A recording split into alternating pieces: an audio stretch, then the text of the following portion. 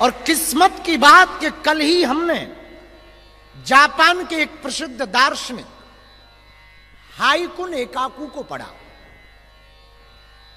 Japan का बहुत ऊंचा दार्शनिक हुआ हाइकु नेकाकू, बौद्ध धर्म का बड़ा पहुंचा हुआ आदमी, बड़ा पहुंचा हुआ फकीर। उसने धैर्य पर जो बात बोली, हमारा तो कल दिल छू गया और कल उसको ही पढ़ा। उसने लिखा, उसके गांव में एक घटना हुई। वो जहां रहता था जापान में, तो गांव में एक अविवाहित बच्ची गर्भवती हो गई।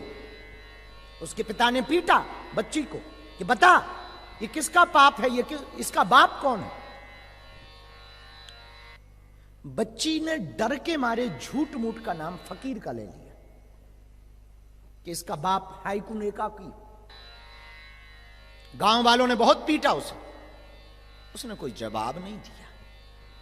गांव वालों ने थप्पड़ मारे, उसने कोई जवाब ना दिया।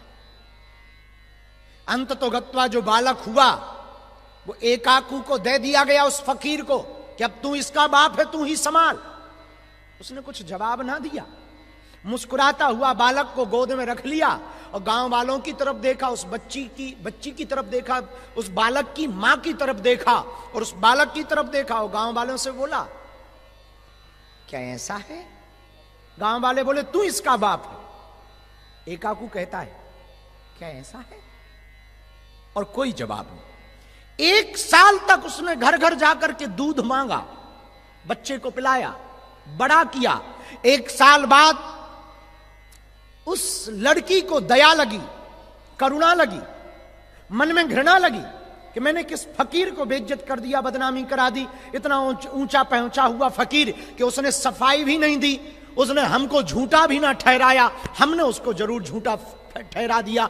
कल के दिन यदि परमात्मा हमसे पूछेगा तो सबसे ज्यादा एक तो पाप हमने किया, फिर एक फकीर पर झूठा आरोप लगा दिया। इससे बड़ा महापाप कुछ ना होगा। उसे आत्मग्लानि हुई तो उसने पूरे गांव को बुलाया कि हमें क्षमा करो, ये एकाकू जो फकीर है ये उसका बाप नहीं है, बाप दूसरा है।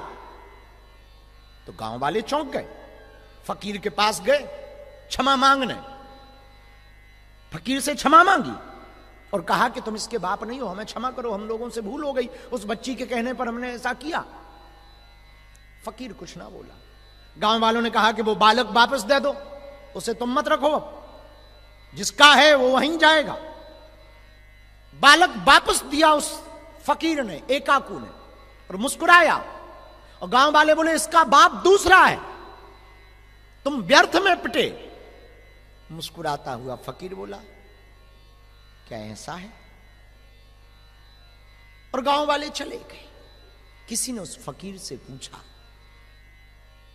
1 साल तक इतनी बेइज्जती सही, मार सही, पिटाई सही, तुम्हें कोई फर्क ना पड़ा? फकीर ने कहा, समय बोलता है, रुक कर बोलता है, पर बोलता है। जिस आदमी के अंदर इतना धैर्य आ जाए वो कितना भी भूकंप झेल सकता है।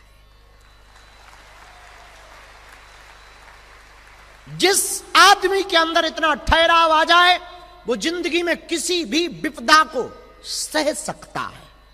जिस आदमी के अंदर इतना पीना आ जाए वो जीना सीख सकता है, वो आनंद लेना सीख सकता है। और आनंद लेने का यही सबसे अद्भुत तरीका। कल हमने कथा के 3 सूत्र लिए थे, जापान, महान और हनुमान।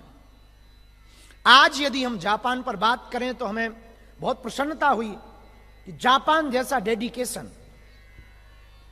सहनशीलता, मैच्योरिटी और नियम के पक्के शायद इतने देशों की यात्रा के बाद आप लोग भाग्यशाली हो। और हमें प्रसन्नता है कि जापान में ये है।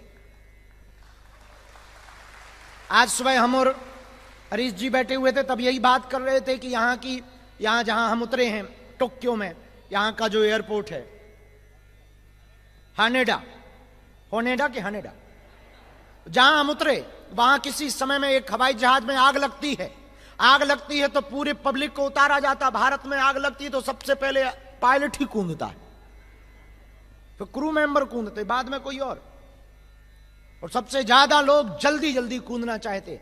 पर हमने यहां की मर्यादा के बारे में जब सुना तब हमारा दिल गदगद हो गया कि जापान की हवाई जहाज में जब आग लगती है तो आदमी एक दूसरे पर चढ़ करके नहीं कूदते, लाइन लगाते हैं और एक एक करके लाइन से ही बाहर आते हैं। ये सभ्यता, ये मर्यादा, ये ठहराव, ये धैर्य व्यक्ति को बड़ा बनाती है, जीवन को खुशनुमा बनाती, जिंदगी को मुस्कुराना सिखाती। मेरे पागलों, तुम्हें मुस्कुराना सीखना तो सब कुछ आज मत कर डालो, कुछ कल पर टालो।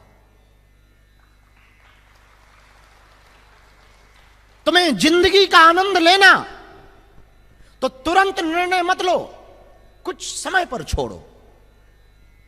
तो आज हमने भूकंप का मजा लिया, तो बड़ा मजा आया साहब। क्या झूला था परमात्मा का, और क्या पृथ्वी झूली। आ हा। अच्छा, कुशल मनाओ कि रामायण बच रही है। यही भूकंप 9 और 10 स्किल लेटर का होता तो गरुड़ पुराण बचते।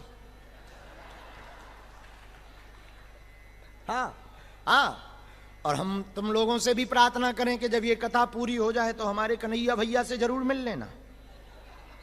उन्हें अभी भी सांव चेत नहीं आया। अभी हमको बता रहे थे, बोले 3 घंटे हमारी हार्ट बीट को सेट करने में लगा, 3 घंटे। और हमारे जैसा आदमी 10 मिनट में सो गया। भूकंप आया, हमने पानी पिया, टाटा बाय बाय किया और सो गए। सुबह जल्दी उठना था ना, सो गए। बड़ा आनंद। जिंदगी में जब भय खत्म हो जाता है तो दुख भी सुख लगता है।